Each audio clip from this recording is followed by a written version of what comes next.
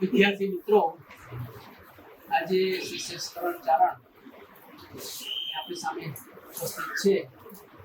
તે બનાસકાંઠા જિલ્લાની વાવ કોલેજમાં ઇતિહાસના અધ્યાપક તરીકે કામ કરે છે અને એમણે स्वतंत्रता के पश्चात गुजरात और राजस्थान के संबंधों का तुलनात्मक अध्ययन सांस्कृतिक इतिहास के संदर्भ में ये शीर्षक थी એમણે પોતાનું પીએચડીનું કામ સંપન્ન કર્યું છે. આપણે બધા જાણીએ છીએ પ્રમાણે કે પીએચડી એટલે શૈક્ષણિક જગતની એક ઊંચામાં ઊંચી ડિગ્રી છે. પછી પેલું ડીલીટ ને બધું આ પણ એની બહુ નોંધ લેવાતી નથી, કારણ કે નોકરી મેળવવા માટે ડીલીટ કામ લાગતું નથી, પીએચડી સુધી કામ લાગે છે. એટલે આ બહુ મોટી ડિગ્રી છે અને પીએચડીના વિદ્યાર્થીઓ જાણતા હશે, પણ જે એના વિદ્યાર્થીઓ છે એમને ખ્યાલ નહીં હોય કે લગભગ 3 થી 3.5 વર્ષનો આખો કોર્સ આવે છે અને એમાં તમારે એક ફોકસ એક ટોપિક લઈ અને એના વિશે લગાતાર 3 થી 3.5 વર્ષ મહેનત કરી અને એક સંશોધન નિબંધ લગભગ 250 થી 300 પાનાની મર્યાદામાં લખવાનો હોય છે. પછી એ નિબંધ લખાઈ જાય પછી આ પ્રકારની ઓપન વાઇવા વોસ એવી પરીક્ષા રાખવામાં આવે છે અને એમાં વિદ્યાર્થી પોતાનો પક્ષ રજૂ કરે છે અને બહારના એક એક્સપર્ટ એનું મૂલ્યાંકન કરે. આવા મોટા જે પ્રોફેસરો બધા હોય એ પણ એમાં ઉપસ્થિત હોય. એનો ઉદ્દેશ માત્ર એટલો જ છે કે પેલું લખવાનું જે છે એવું સરળ છે, પણ પછી એવું ના થાય કે ફૂલડીમાં બોર્ડ ભાંગ્યો છે, એટલા માટે આવી વાઇવા વોસની પરીક્ષા રાખવામાં આવતી હોય છે. અને એના ભાગરૂપે આજે આપણે આ વિવા વોસ યોજ્યો છે અને એના માટે ડૉક્ટર સીસી ચૌધરી સાહેબ, જે પોતે સુરતની વાડિયા વુમેન્સ કોલેજમાં ઇતિહાસના એસોસિએટ પ્રોફેસર છે, કે જે એમના પરીક્ષક પણ છે, એ પોતે એના માટે ખાસ વધાર્યા છે. ચૌધરી સાહેબ, આપનું સ્વાગત છે.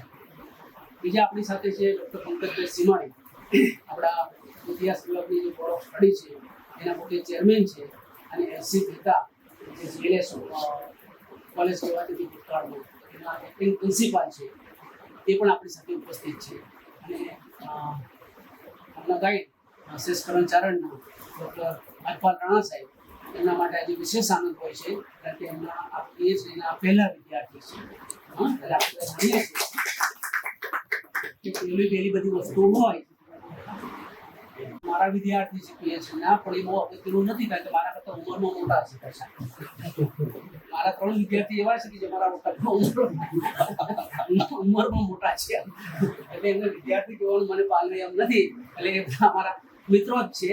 પણ ખાસ કરીને સાઉથ ગુજરાતનું જે આખો આદિવાસી ઇતિહાસ છે અને ફ્રીડમ મુવમેન્ટનો જે ઇતિહાસ છે, એમાં સીસી ચૌધરી સાહેબનું પણ સારું કામ છે. બહુ સરસ રીતે કામ કરી રહ્યા છે.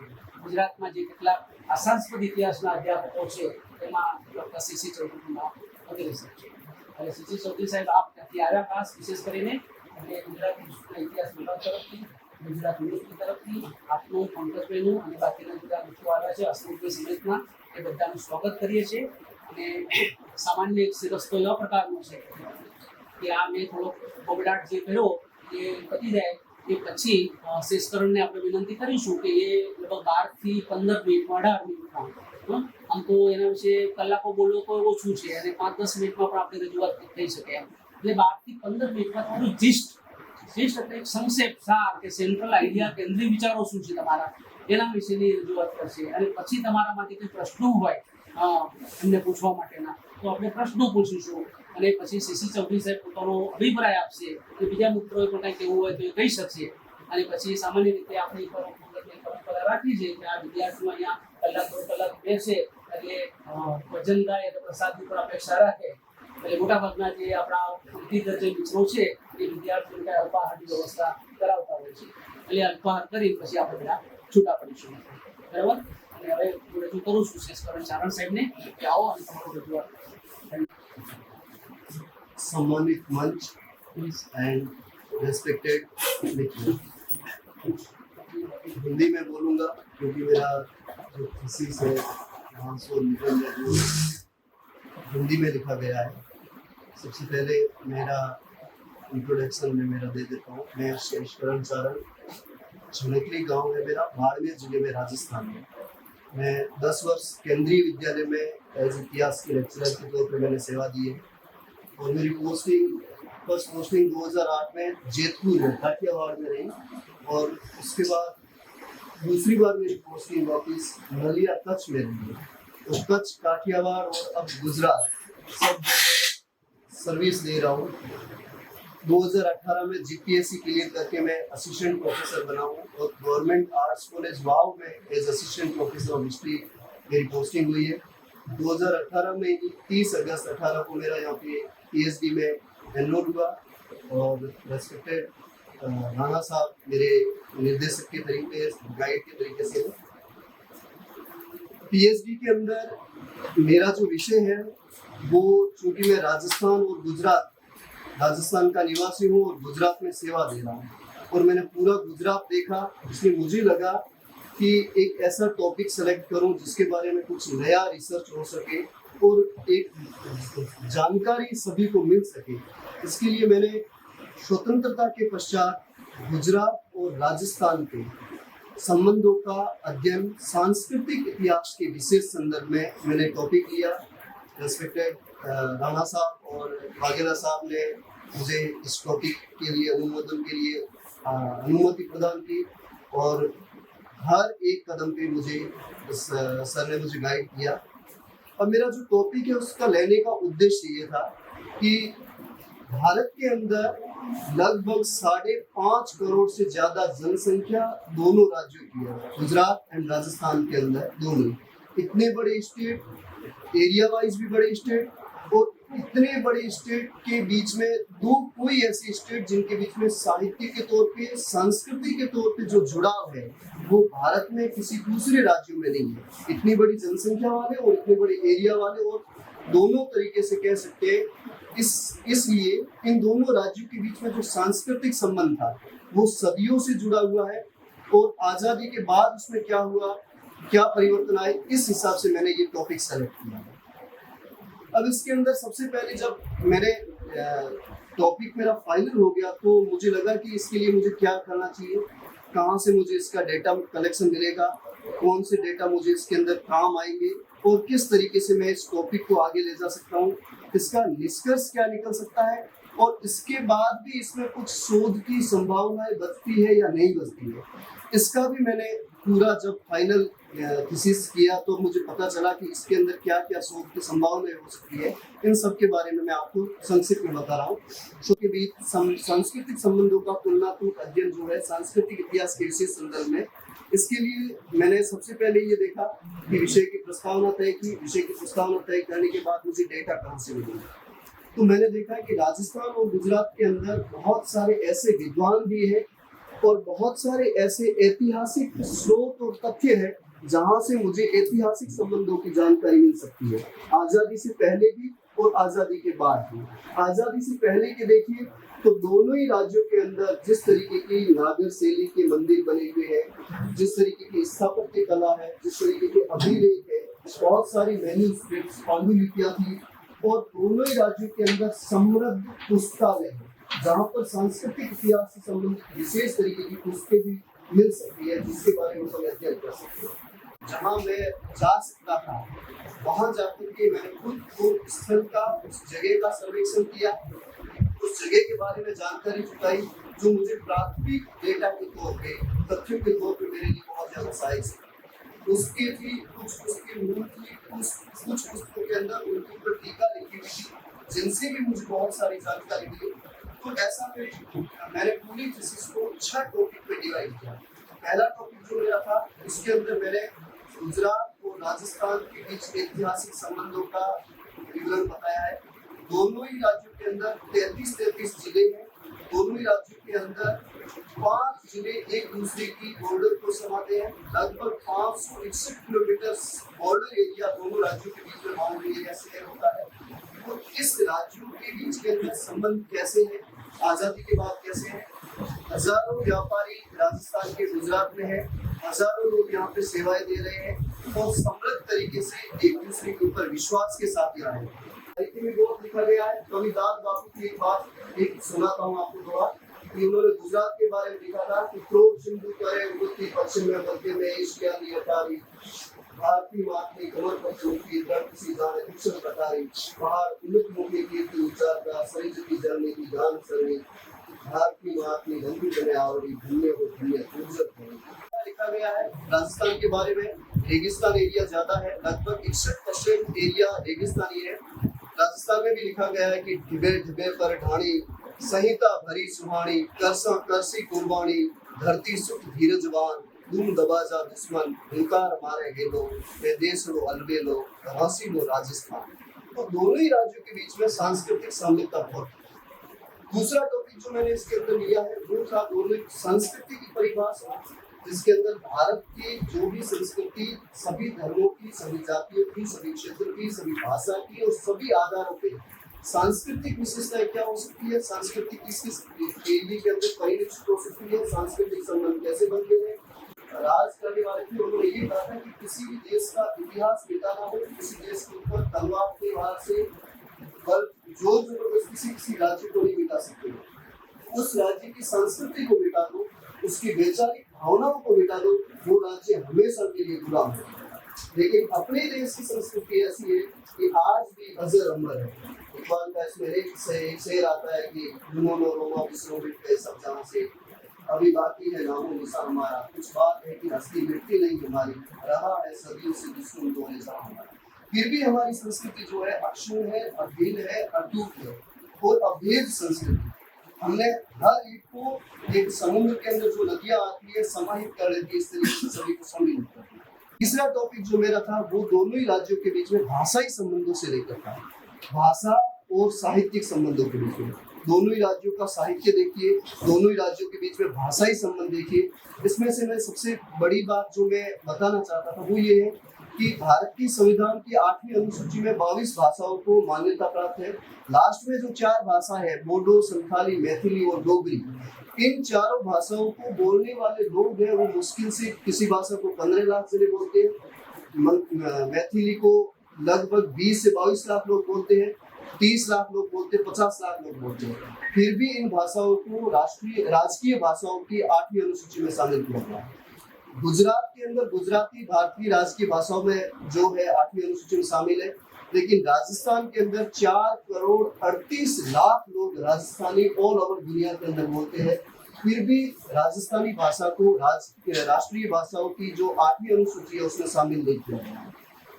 ये सबसे बड़ा ड्रॉबैक ये रहा कि जो राजस्थान और गुजरात, ऐसे इतिहास के हिसाब देखा जाए तो राजस्थान की संस्कृति बहुत प्राचीन थी, हर तरीके से साहित्य से, संस्कृति से, इतिहास से राजस्थान की संस्कृति प्राचीन थी। लेकिन भाषाई विषय अथवा सत्ता का सहारा न मिलने के कारण, सत्ता की तरफ से, सरकार की तरफ से भाषाओं को संरक्षण न मिलने के कारण मैंने ये देखा है कि राजस्थान की संस्कृति हिंदी भाषी ज्यादा होती जा रही है और उसकी जो मूल थी वो धीरे धीरे हम भूलते जा रहे हैं। तो ये भाषाई संबंधों में अपन देखें तो दोनों राज्यों के बीच में यहाँ के गीत देख लीजिए, यहाँ के साहित्य देख लीजिए, यहाँ के विचारधाराओं को देख लीजिए, उनमें बहुत साम्यता है। एक छोटा सा मैं आपको एग्जाम्पल देता हूँ कि यहाँ पे मातृ वंदना बहुत सारे गीतों में की गई है। कवि दुलाभाई कार के लिखा हुआ है कि मोटा करीने मावड़ी थारे खोड़े थी कहता करया हमें पाछो थारो खोड़ो खेलवा कर दे उन्हें बालक खा गया। इसी तरीके से राजस्थान में कवि ईश्वरदास जी ने लिखा है कि माँ देवी तू मम्मरे डूंगरे वन वन्य देवी थूंबड़े लींबड़े थन थले देवी झंगरे छाछरे झप झपे देवी अंबरे अंतरिक्षे ओलंबे देवी निर्जर तरवरे लगे दिसे देवी दिसे और दिसे देसे विदेसे देवी सागर बिखरे आप सुनिए देवी देहरे घरे देवी दुर्गे। मतलब दोनों ही साम्यताएं हैं। यहाँ के विरह गीत देख लीजिए, यहाँ के प्रेम गीत देख लीजिए, यहाँ के विदाई गीत देख लीजिए, यहाँ का साहित्य देख लीजिए, दोनों ही राज्यों में बहुत ज्यादा साम्यता है। मूर्ति कला से संबंधित था, दोनों ही राज्यों के अंदर नागर शैली के बने हुए बहुत सारे मंदिर है, दोनों ही राज्यों के अंदर बहुत सारे ऐसे भवन है जिनके बीच में बहुत सारी साम्यता पाई जाती है। दोनों ही राज्यों के अंदर ऐसे बावड़ियां हैं, ऐसे स्मारक है, ऐसे शिलालेख है जिनके अंदर भी बहुत सारी साम्यता मिली हुई है। तो इससे हम ये जानते हैं कि आजादी से पहले भी और आजादी के बाद भी दोनों राज्यों के बीच में सांस्कृतिक संबंध बहुत मजबूत है। 5वां जो टॉपिक था मेरा वो दोनों ही राज्यों के पर्व, त्योहार, मेले जितने भी होते हैं उनसे रिलेटेड है। दोनों राज्यों में बहुत सारी साम्यता पाई जाती है। बेणेश्वर का जो आदिवासियों का गंगा गायत्री का मेला कहलाता है, वहां पर आप देखिए हजारों गुजरात से लोग राजस्थान आते हैं, राजस्थान के लोग गुजरात के अंदर आते हैं, हजारों लोग राजस्थान के अंदर कोई भी धार्मिक स्थल हो, किसी भी धर्म का हो, वहां पर यहाँ से लोग आते हैं, वहां से लोग यहाँ पर हर एक विविध धार्मिक स्थल की यात्रा करते हैं। इससे बीच में भी सांस्कृतिक संबंध बहुत मजबूत हुए हैं। और इसके अलावा दोनों राज्यों के अंदर जो देवी देवता विशिष्ट व्यक्तित्व जिन्होंने राज्यों की संस्कृति के अंदर बहुत बड़ा योगदान दिया है, उनके बीच में भी बहुत सारी साम्यता है। इतना किसी दो राज्यों के बीच में इतने बड़े एरिया पे संपर्क नहीं है। और छठा मेरा जो टॉपिक है कि दोनों ही राज्यों के अंदर किस तरीके से विकास हुआ है, आज़ादी के बाद किस तरीके से ग्रोथ हुई है। गुजरात हमेशा समृद्धिशाली एरिया रहा है आज़ादी से पहले से लेकर, क्योंकि समुद्री लगभग 1600 मीटर एरिया भारत का 1600 किलोमीटर एरिया समुद्री सीमा गुजरात को छूता है। यहाँ से व्यापारिक इनलैंड अंतर्देशीय व्यापार होता है। तो राजस्थान और गुजरात के बीच में व्यापारिक संबंध पहले से थे। आज़ादी के बाद विविध क्षेत्रों के अंदर गुजरात के अंदर आप देखिए पर्यटन सबसे बड़ा व्यवसाय बना हुआ है। यहाँ से लोग राजस्थान आते हैं, राजस्थान से लोग गुजरात में आते हैं। यहाँ पे आप किसी भी तरीके की मिठाई की दुकानें देखोगे, खान पान की दुकानें देखोगे, आपको राजस्थान के बहुत सारे मिठाई खान पान बनाने वाले लोग यहाँ पे मिलते हैं। यहाँ की जो फाफड़ा जलेबी है वो अब राजस्थान में भी पहुंच गई है और वहाँ पे भी लोग इसको बड़े चाव से खाते हैं। कहने का मतलब कि आज़ादी के बाद भी दोनों राज्यों के बीच में व्यापार इतना बड़ा है, सिर्फ इस एरिया के लिए नहीं, जितने भी माइनिंग एरिया है राजस्थान के अंदर, Rajasthan state minerals and mines, तो यहाँ पे GMDC है, वहाँ पे रिको है, तो यहाँ पर औद्योगिक park, dry zone area, port area है जहाँ पे बहुत सारा व्यापार वाणिज्य हो रहा है और दोनों ही राज्यों का विकास हो रहा है। तो ये मेरे 6 टॉपिक थे। इन 6 टॉपिक के बाद मैंने निष्कर्ष ये निकाला कि दोनों ही राज्यों के बीच में सांस्कृतिक संबंध आज भी उतने ही मजबूत बने हुए हैं। दोनों ही राज्यों के बीच में एक दूसरे से भरोसा जुड़ा हुआ है और दोनों ही राज्यों के लोगों के बीच के अंदर दूसरे किसी एरिया में जाने के बजाय यहाँ नौकरी करना, व्यवसाय करना, काम करना ज्यादा पसंद करते हैं। दूसरा उद्देश्य ये देखा कि गुजरात ने भारत को 2 प्राइम मिनिस्टर दिए हैं, गुजराती भाषा को राजकीय प्रशय मिला हुआ है। अब गुजरात की संस्कृति दुनिया के स्तर पर वर्ल्ड वाइड एरिया में फैलती जा रही है, लेकिन राजस्थान की वही संस्कृति जो गुजरात से पहले थी वो धीरे धीरे राजकीय भाषा में शामिल नहीं करने के कारण हमारी मूल संस्कृति को मैंने व्यक्तिगत ये अनुभव किया है कि हम हिंदी भाषी हो गए हैं। हमारी जो ओरिजिनल संस्कृति है उसको धीरे धीरे हम कम करते जा रहे हैं, जबकि गुजरात की संस्कृति बढ़ती जा रही है। भाषा को अगर राजकीय प्रशय मिले तो संस्कृति को वापस पुनर्जीवित किया जा सकता है और अंतर रिलेशन बहुत ज्यादा और अच्छे बन सकते हैं। अगर जो निष्कर्ष मैंने इसमें और निकाले उसमें मैंने ये देखा है कि राजस्थान के अंदर सिर्फ पर्यटन के हिसाब से लोग गुजरात से आते हैं, जबकि राजस्थान में अब देखा जाए तो औद्योगिक विकास खूब हो रहा है। ये जो डेजर्ट एरिया जहाँ पहले पानी को घी की तरह यूज किया जाता था, वहाँ पर अब इतनी सारी केएल एनर्जी रिफाइनरी है, पेट्रोलियम निकल रहा है, नेचुरल गैस निकल रही है। तो अब यहाँ से जो कॉर्पोरेट सेक्टर के लोग जो है गुजरात के अंदर IT सेक्टर के अंदर मजबूत लोग हैं, वो वहाँ पे जॉब करने के लिए आ रहे हैं। बाकी गुजरात तो वैसे ही समृद्धिशाली एरिया है, तो वहाँ से हर एक क्षेत्र के अंदर लोग व्यवसाय के लिए, नौकरी के लिए, दिहाड़ी मजदूरी के लिए भी यहाँ पे आ रहे हैं। और अब इसके अंदर और संभावनाएं क्या हो सकती है? बहुत सारे एरिया ऐसे अछूत रह गए, मतलब छूट गए हैं, हाशिए पे है, जहाँ पर उनको मुख्य धारा में शामिल नहीं किया गया। कच्छ इतना बड़ा एरिया है, कच्छ के अंदर जो कच्छ की कला है, वहाँ की जो प्रिंट है, वो उसको वर्ल्ड वाइड लेवल पे ले जाया जाए तो वो बहुत ज्यादा परिलक्षित होती है। और इसी तरीके की सेम बाड़मेर, जैसलमेर, बीकानेर जो ये बॉर्डर एरिया है, इसके अंदर मैंने ये देखा है कि यहाँ से भी कच्छ की, बनासकांठा की और बनासकांठा और कच्छ एरिया स्पेशली, इनके बीच में बहुत ज्यादा साम्यता है। राजस्थान के अंदर जोधपुर, जयपुर जैसे जो इंडस्ट्रियल एरिया, उसी तरीके से यहाँ हम देखते हैं तो अहमदाबाद है, बड़ौदा है, सूरत है, ये भी काफी डेवलप एरिया है। उदयपुर जो है वो हिस्टोरिकल भी है और नेचुरल दृष्टि से है, तो साउथ गुजरात के बहुत सारे एरिया जो यहाँ पे नेचुरल है, उनकी बहुत सारी जानकारी एक दूसरे को हम अभी भी दे सकते हैं। इसके बारे में शोध की अभी बहुत सारी संभावनाएं बची हुई है। और इसके बाद एक मित्र जो PhD के लिए है, MA के लिए, मैं आपके लिए 2 मिनट बता दूं कि कोई भी ये PhD की डिग्री सिर्फ डिग्री नहीं है, ये जिंदगी का एक बहुत महत्वपूर्ण पहलू होता है, नौकरी के लिए भी और अपने व्यक्तिगत विकास के लिए भी। इसको अगर अपन जिम्मेदारी के साथ काम करें तो ये हमारे जिंदगी का बहुत बड़ा एक रोल प्ले करती है। इसके अंदर सबसे पहले क्या होता है, प्रोसेस विद्वान जन है, अपन को हर बार बताते ही है, लेकिन जब भी अपन एक टाइटल सेलेक्ट करें, जो भी टॉपिक हो, उसकी एक प्राकल्पना बननी चाहिए, अपने माइंड में एक हाइपोथेसिस होनी चाहिए। उसके बाद अपन को लगना चाहिए कि ये टॉपिक है, इसमें क्या संभावनाएं बन सकती है भविष्य के लिए। उसके बाद उसका डेटा एकत्रीकरण किया जाना चाहिए, डेटा एकत्रीकरण करके हमको प्राइमरी सोर्स के डेटा कहाँ से मिल सकते हैं, सेकेंडरी सोर्स के डेटा कहाँ से मिल सकते हैं, इन सारे डेटा को एकत्रित करके हम हमारे टॉपिक को आगे बढ़ा सकते हैं। इसके अलावा इस जिस टॉपिक से संबंधित अपन जो महाशोध कर रहे हैं उससे संबंधित हमें पूर्व में कोई इससे संबंधित क्या संभावना थी, किसी ने रिसर्च किया है, उनका सहारा लेना उनका हमें जरूरी होता है, और वर्तमान में हम उसमें क्या करने जा रहे हैं और भविष्य में उसके लिए क्या संभावनाएं बनी रह सकती हैं। इसके लिए हमको किसी भी पूर्व में किए हुए शोध की समीक्षा होनी चाहिए, अपने पास बुक रिव्यू होना चाहिए, ये बहुत जरूरी है, और उसके बाद भविष्य में इसके लिए क्या संभावनाएं छोड़ सकते हैं ये भी बताना बहुत जरूरी है।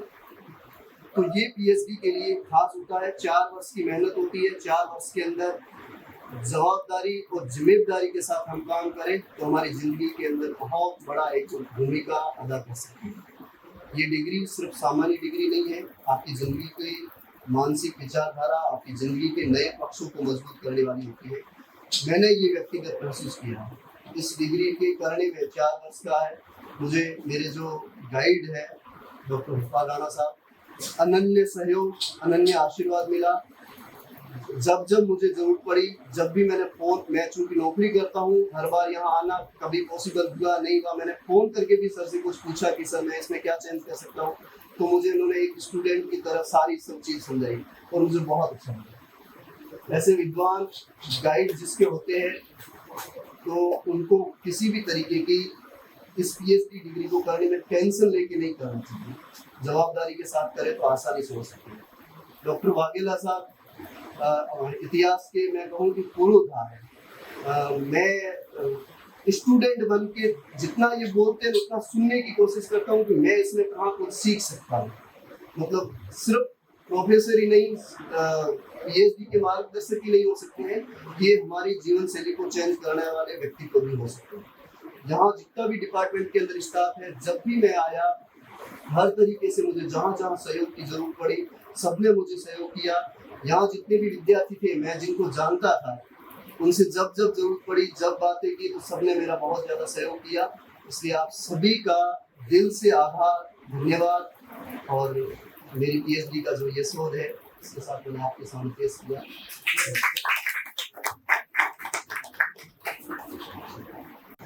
यूनिवर्सिटी समाज विद्या भवन आयोजित पीएचडी वाइवा वॉइसના કાર્યક્રમમાં મને સુરતથી આમંત્રણ આપ્યું છે બદલ સૌથી પહેલા યુનિવર્સિટી ઇતિહાસ વિભાગનો વડા સ્ટડીનો આભાર માનું છું।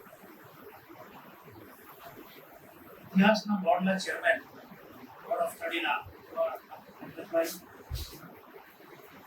પ્રોફેસર અને head doctor Rambhai Vaghela, guide તરીકે જેમને કામગીરી બજાવી છે એવા ડૉક્ટર હરપમ રાણા, ઉપસ્થિત અન્ય કોલેજોમાંથી ઇતિહાસના એવા પ્રોફેસર હસમુખભાઈ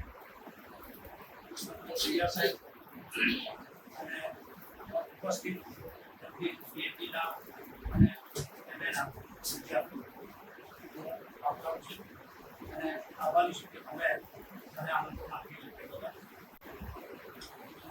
આપણે જે જર્ની કરી અત્યારે શેષકરણે ખૂબ સરસ રીતે એની રજૂઆત કરી કે આપણને શરૂઆત કેવી રીતે થઈ, અંત કેવી રીતે લાવે છે। તો આપણને ખાસ કરીને વિદ્યાર્થી મિત્રો જે નવા છે એ લોકોને પણ ખ્યાલ આવ્યો છે કે ભાઈ પીએચડી કરવું અને સંશોધન કરવું, રિસર્ચ કરવું એ શું મેથડ હોય છે, શું મેથોડોલોજી હોય છે, ડેટા કલેક્શન, બાયફર્કેશન કરવું પડે, ચેપ્ટર વાઇઝ તમારે પછી એનો અલગ અલગ વિભાગો પાડીને કેવી રીતે સુંદર કામ કરી શકાય એનું આપણને સુંદર રીતે જર્ની કરાવી। શેષકરણ જે એમનો અનુભવ હતો એ અનુભવ શેર કર્યો અને એમાં આપણને કેટલું બધું જાણવાનું મળ્યું, કેવી રીતે કામ થઈ શકે। આવનાર દિવસોમાં તમે બધા જ આમાં સંશોધનમાં આવવાના છો, પીએચડી કરો કે ન કરો તો તમે ટીચર હશો, આર્ટિકલ લખશો, લેખો લખશો, તો આ મેથડ, આ જ પદ્ધતિ તમને કામ આવશે। અને એમાં તુલનાત્મક જે અભ્યાસ છે તો કોઈ પણ દેશની સંસ્કૃતિ અને સભ્યતા કેટલો મોટો આધાર રાખે છે. આજે યુક્રેનમાં જે થઈ રહ્યું છે એક ઉદાહરણ, કે એ લોકો સભ્યતા સંસ્કૃતિ ઓળખી શક્યા નથી. એટલે કેટલું મોટું ઇમ્પોર્ટન્ટ છે. ઇતિહાસ કેટલો મોટો પ્રભાવ પાડી શકે છે આખા વિશ્વ પર.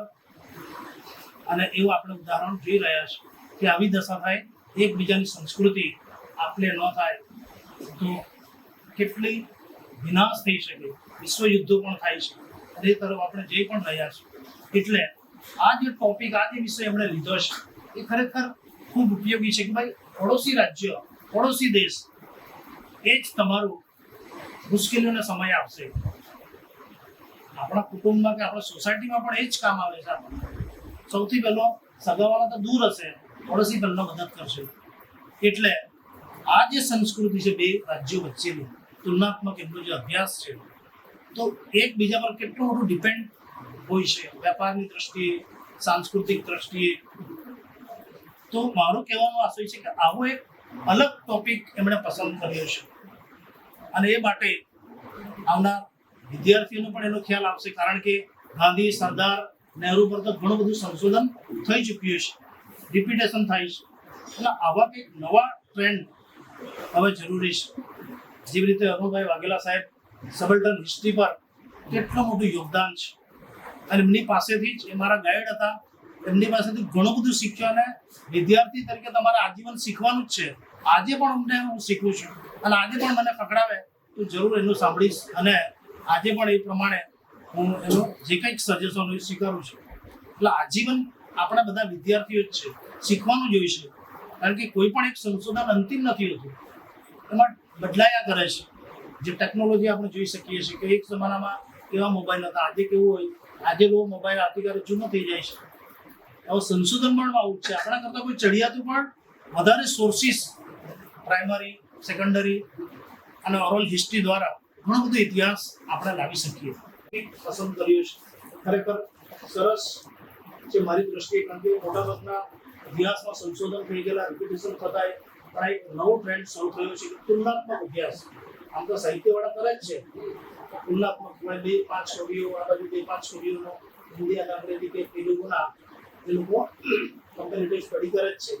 પણ આપણે પણ આ રીતે ઇતિહાસમાં બે રાજ્યો વચ્ચેનું જે સાંસ્કૃતિક સંબંધ કેવો છે, એનાથી શું ફાયદો થાય છે, એકબીજાથી શું શીખવાનું મળે છે. તો આ રીતે એમણે 6 ચેપ્ટર જે મેં સંશોધન જે કંઈ કરેલું છે, સરસ રીતે એમણે રજૂઆત કરી છે. આ રીતે આપણે વાસુદેવ કુટુંબ કંપની જે ભાવના છે એ જ આ ટોપિક્સમાં પણ આપણને જાણવા મળે છે કે ભાઈ એકબીજા સાથે આપણે હળી મળીને રહેવાનું હોય છે. અને એ સાંસ્કૃતિક જ્યાં સુધી આપણે ન થશે ત્યાં સુધી શાંતિ અને સલામતી પણ કે દેશનો વિકાસ કે વ્યક્તિનો વિકાસ શક્ય નથી. એટલે યુનિટી એન્ડ ડાયવર્સિટી જેને આપણે કહી શકીએ કે ભાઈ એકતા.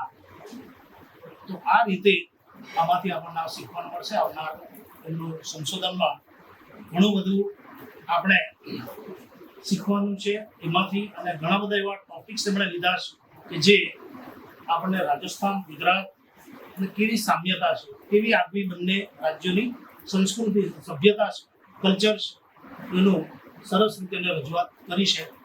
એટલે મેં મારું જે સજેશન છે તે પ્રમાણે કે આમાં હવે આવનાર દિવસોમાં યુનિવર્સિટી કદાચ અહીંયા કયા નિયમો છે, અમારે ત્યાં એવું છે કે યુનિવર્સિટીને પરમિશન લેવી પડે છે પબ્લિકેશન માટે. પણ આવનાર દિવસોમાં તમે જો પબ્લિકેશન કરો તો થોડું ઘણું મારે જે હું થોડું જાણું છું, સમજુ છું એ પ્રમાણે કે તમારે થોડી સંદર્ભ સૂચિ અને પાદ નોંધ છે એમાં થોડા ઘણા માઇનર ચેન્જીસ કરવાના હોય છે.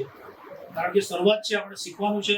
એટલે એ ચેન્જીસ કરીને તમે તમારું એક સરસ આ બુકનું પબ્લિકેશન કરાવો તો કોઈ પણ યુનિવર્સિટીમાં સ્કૂલ લેવલે પણ કદાચ એ સિલેબસમાં પણ આવનાર દિવસોમાં જરૂર પડશે. એટલા માટે તો આ તબક્કે મારે વધુ ન કહેતા મેં સંશોધન અને એમનું રિસર્ચ, અને એમાં પણ રાણા સાહેબ છે, સ્વાભાવિક વાત છે, અર્પણ રાણા, અને એ પણ ખૂબ તજજ્ઞ કહી શકાય. MS યુનિવર્સિટીના ઇંગ્લિશ મીડિયમમાં એમણે MA કરેલું છે. ભાવનગર પણ ગયા યુનિવર્સિટીમાં, ત્યારબાદ અહીંયા અપોઇન્ટમેન્ટ થઈ તો સ્વાભાવિક વાત છે કે એમનો ખૂબ અનુભવ છે આ ક્ષેત્રમાં. આર્ટિકલ લખે છે, હું તો એમને ફોલો કરું છું, વાંચું જ છું. એટલે ડૉક્ટર રાણા સાહેબનો પણ ખૂબ આમાં યોગદાન રહ્યું છે, માર્ગદર્શન. અને અંતે હું બોર્ડ ઓફ સ્ટડી કે યુનિવર્સિટીને સજેશન કરું છું કે અમને પીએચડીની ડિગ્રી પ્રદાન કરે. અને ફરીથી નામ બોલો અને ટાઇટલ. એમનું જે ટાઇટલ છે કે જેમાં સ્વતંત્ર પૂર્વેના ગુજરાત અને રાજસ્થાનના સંબંધો, સાંસ્કૃતિક ઇતિહાસના વિશેષ સંદર્ભમાં અને તુલનાત્મક